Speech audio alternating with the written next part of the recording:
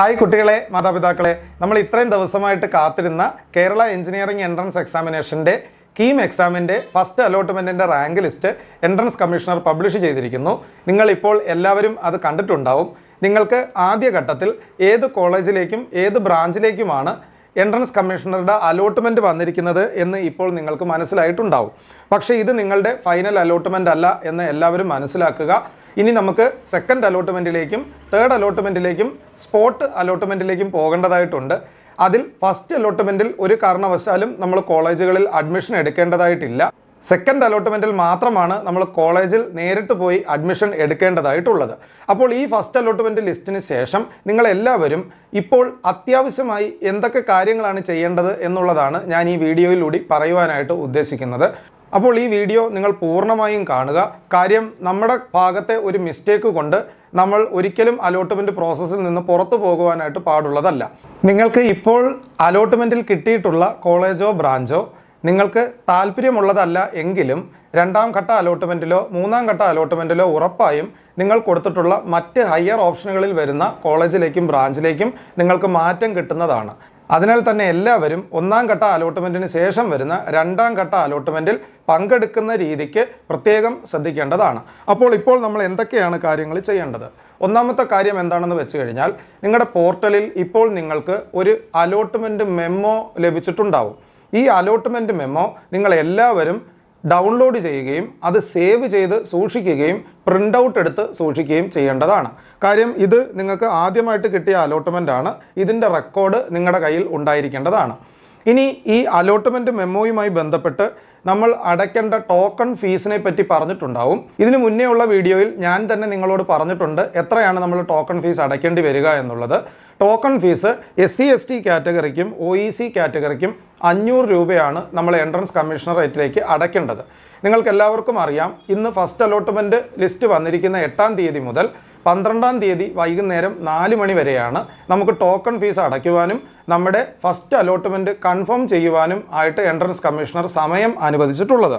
ഇനി മറ്റ് കാറ്റഗറിയിലുള്ള കുട്ടികൾക്ക് നിങ്ങൾക്ക് ഡയറക്റ്റ് ഗവൺമെൻറ് കോളേജുകളിലാണ് അഡ്മിഷൻ കിട്ടിയിരിക്കുന്നതെങ്കിൽ നിങ്ങൾ 1-ാം വർഷത്തെ ഫീസിന് തത്തുല്യമായ എമൗണ്ട് അടയ്ക്കേണ്ടതും, അതുപോലെ തന്നെ സെൽഫ് ഫിനാൻസിങ് കോളേജുകളിലോ ഗവൺമെൻറ് സെൽഫ് ഫിനാൻസിങ് കോളേജുകളിലോ അഡ്മിഷൻ കിട്ടിയിട്ടുള്ള കുട്ടികൾ 8000 രൂപ അടയ്ക്കേണ്ടതുമാണ്. ഇത് നിങ്ങൾക്ക് ഹെഡ് പോസ്റ്റ് ഓഫീസ് വഴിയോ അല്ലെങ്കിൽ ഓൺലൈൻ പേയ്മെൻറ്റ് മുഖേനയോ അടയ്ക്കാവുന്നതാണ്.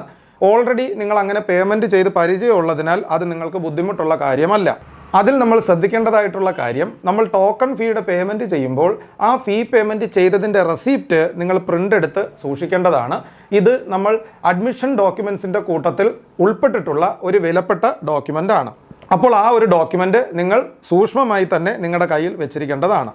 ഞാൻ പറഞ്ഞതുപോലെ തന്നെ ഈ ലാസ്റ്റ് ഡേറ്റും ടൈമും നിങ്ങൾ എല്ലാവരും ഓർക്കുക.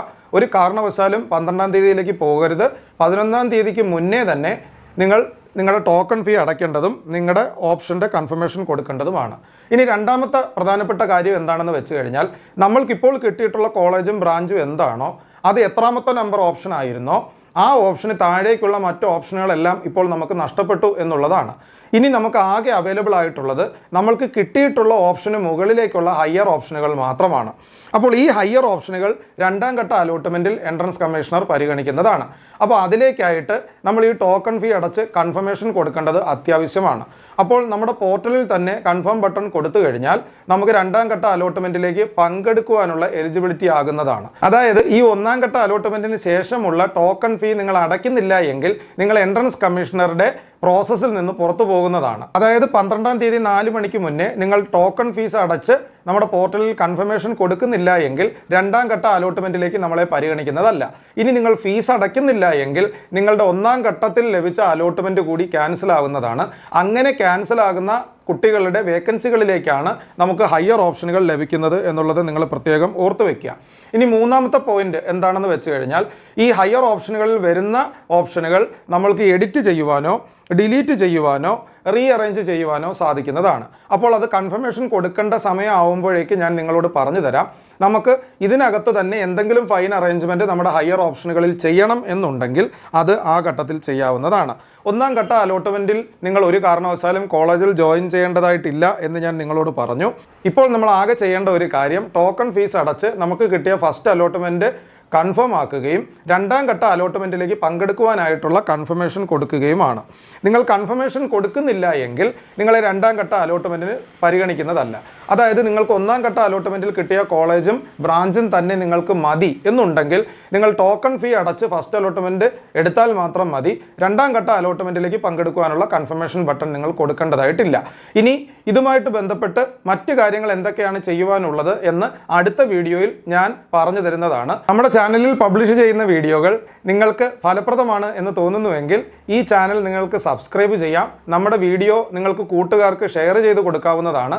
അതുപോലെ തന്നെ ഒരു വീഡിയോ പബ്ലിഷ് ചെയ്യുന്ന സമയത്ത് അപ്പോൾ തന്നെ ആ വീഡിയോ കാണുന്നതിലേക്കായി നോട്ടിഫിക്കേഷനും നിങ്ങൾക്ക് ഓൺ ചെയ്യാവുന്നതാണ്. അപ്പോൾ ഈ ഒരു വീഡിയോ ഇവിടെ വെച്ച് നിർത്തുന്നു. അടുത്ത വീഡിയോയിൽ മറ്റൊരു ടോപ്പിക്കുമായി നമ്മൾക്ക് കാണാം.